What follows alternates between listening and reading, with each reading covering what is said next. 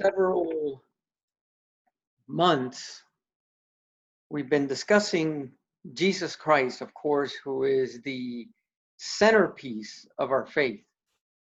And we have discussed him primarily in the context of his divinity, his Godhead, and somewhat in his humanity as well, because obviously Christ became incarnated and from that point on has been a man all that time. He has not stopped being a man since then. But we have concentrated primarily on who he was before he became incarnated and who he is in his divinity primarily. Last week, we discussed him as his um, the sustainer, our sustainer. And so we discussed him in that context last week. This week, we're going to discuss him as Jesus Christ, the same forever. And the text, there's a couple of texts that we're going to be looking at. Both of them are coming from the book of Hebrews. One from the first chapter, one's from the 13th or last chapter. And the first passage that I'd like for you to call your attention to is in Hebrews chapter 1, beginning with verse 10, and it'll be verses 10 to 12. And it reads as follows. And you, Lord, in the beginning laid the foundation of the earth, and the heavens are the work of your hands. They will perish, but you remain, and they all will become old like a garment, and like a mantle you will roll them up. Like a garment you will also be changed. But you are the same, and your years will not come to an end. And so we notice a couple of things there. First of all, we see that the I'm sorry, the quotation here is from Psalm 102, verses 25 to 27. And the psalm is about the writer being in distress, calling upon God to rescue him. And he acknowledges God as being the creator. And that is an important thing for us, an important lesson for us to know, that when we call upon God as our helper, we also acknowledge the fact that he is our creator and that he is capable of doing those things that we ask him to do for us. Notice that in the psalm, specifically, it is spoken of as God. God is the one that has laid the foundations of the earth. God is the one that will remain. And it must be so, because God is the only one who has done that. We remember Genesis chapter 1. In the beginning, God. He laid the foundations of the earth. God is the creator. We are told, right there in Genesis 1:1. That's how the Bible begins. In the beginning, God created. And then in John chapter 1, verse 1, we find out that Jesus is the creator, where John tells us that the Word was the one that created all things. Without him, nothing was created that has been created. The heavens are the works of his hands. When the Bible speaks of the heavens and the earth, the Bible uses that language to indicate that it is discussing everything there is. And so when the Bible says the heavens and the earth, it's just simply saying everything that has been created by God.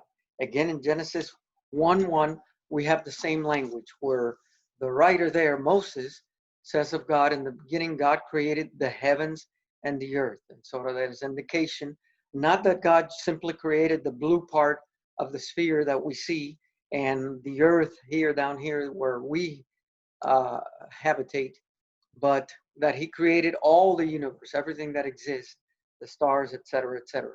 Obviously, we know now much more about astronomy than they knew at that time. And we know that there's a lot more that God created than what the ancients could tell. But the reality is that nevertheless, the language expresses that God is the creator of everything. And notice also in our passage that all that exists will at some point in the future come to an end. In contrast, God endures. And that is the contrast that the writer, both in the Psalm and later in Hebrews, where the passage is quoted, makes between God and creation. God is not his creation. The Bible is not a pantheistic book. And what I mean by pantheistic is the idea that God is everything. The Bible makes a clear difference between the creature and the creator. And there's a creator-creature distinction that it is very well delineated and that can never be breached. The creature can never become the creator as it is. Now, the interesting thing about that, of course, as we mentioned at the outset, is that the creator became a creature when he became a man as well. God was there before anything existed, and he will be there long after it is all gone. And God is the one that will change the universe. It will not happen by itself. The atheists, the prevalent idea of those who believe in a purely naturalistic universe. In other words, the idea that the universe came about by purely naturalistic means, that there was no God that intervened to create the universe, believe in what has been termed heat death. And that is the idea that trillions of years in the future, long after humanity has ceased to exist, rather convenient, I would say, but nevertheless, long after humanity is passed from the scene, the universe will basically go into a heat death, meaning that it will just be inactive. It will be there, but the stars, the suns, everything will basically be useless, and it'll just be there forever, for the rest of eternity, basically. But the Bible says that is not the case. The Bible says the universe had a beginning, and the universe will have an end, and that end will be brought about by God through the means of fire, as we read in 2 Peter. We see also in this passage that God is the same. He will never end because he had no beginning. Of course, to our human minds, it is impossible to wrap around the idea that God has always been there, and especially that God is a triune being who has always been there. And it's hard for our human mind, a mind who began at one point. For example, my mind began on August 6, 1961, and your minds began on your particular birth date. So it's impossible for us to understand how it's possible that there's been a being that has always been there. What does there mean? What does eternity past mean? And those are things that we cannot understand in our finite condition, that we can only accept by faith, and by faith alone. The second passage I'd like to call your attention to is again in the book of Hebrews, and this time in the last chapter of the book of Hebrews. And this forms what theologians like to use all these nice big words, Latin words especially, and they form an inclusio, which means that it's like a bookend where you have something at the beginning of the book and then at the end of the book that is along the same theme that the book is developing. And what was that term again, Mike? I'm sorry? What was that Latin term again? Inclusio. Okay. So Inclusio.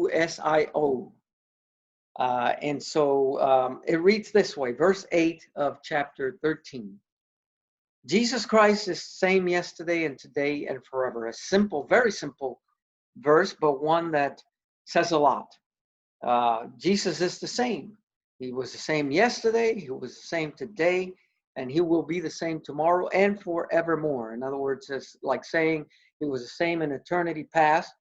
And I know that the terminology eternity past sort of like is not really correct, because if it's eternity, it doesn't have a positive past, it doesn't have future.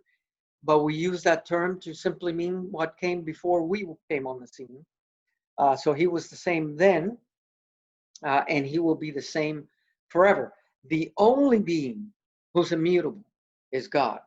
Therefore, Jesus has to be God for him to be immutable. There's no other way that he could be immutable, because every creature, by definition, is mutable.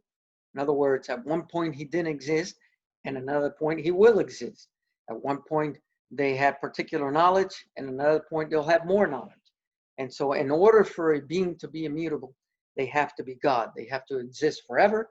They have to know all things. Otherwise, they could not be immutable. Because if they change for the best, then they were at one point, they were not perfect. If they change for the worst, they will cease to be perfect.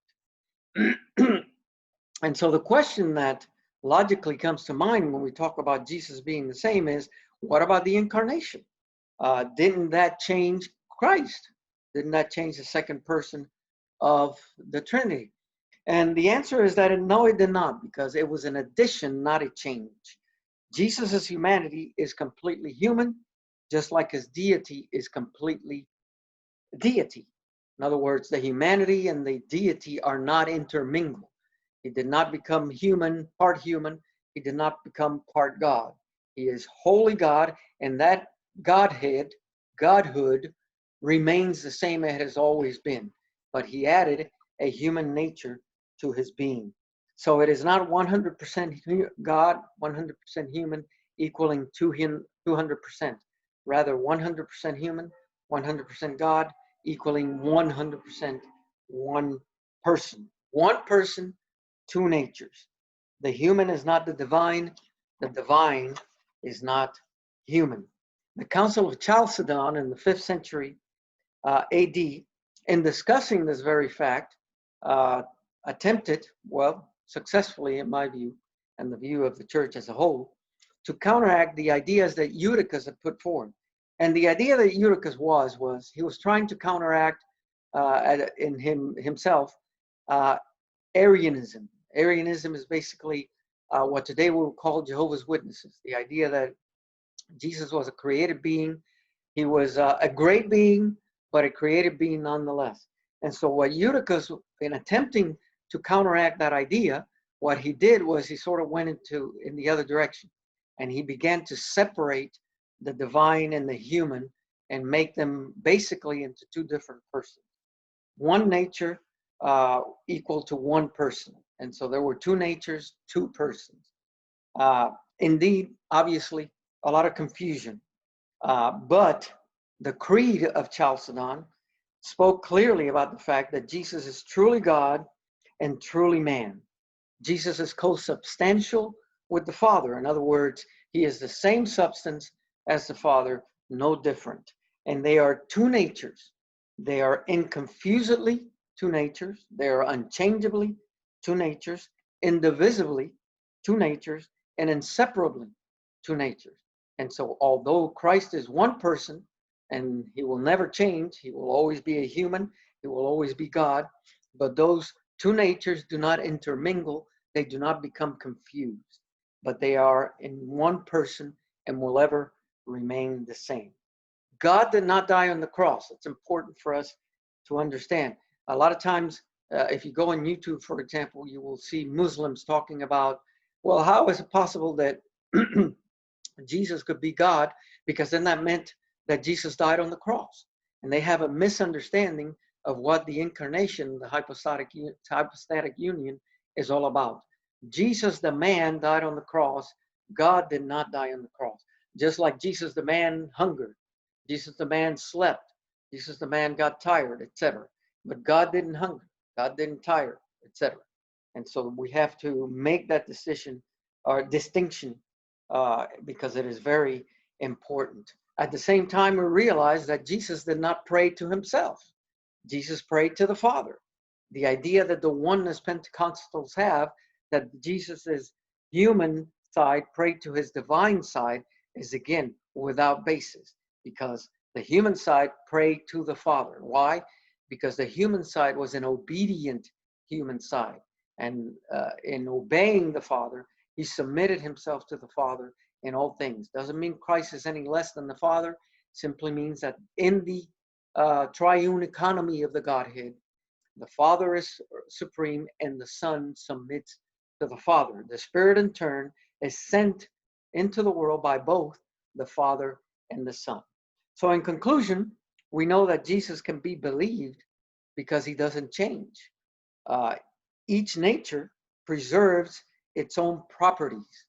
Okay, so again, Christ will always be human. He has a glorified body, but he has a body nonetheless. He is not half man, half God, and he remains forever a man, according to 1 Timothy chapter 2, verses 4 and 5. Next week, we're going to discuss Christ as the Alpha and the Omega, as we continue to discuss Christ in terms of his Godhead, in terms of his divinity.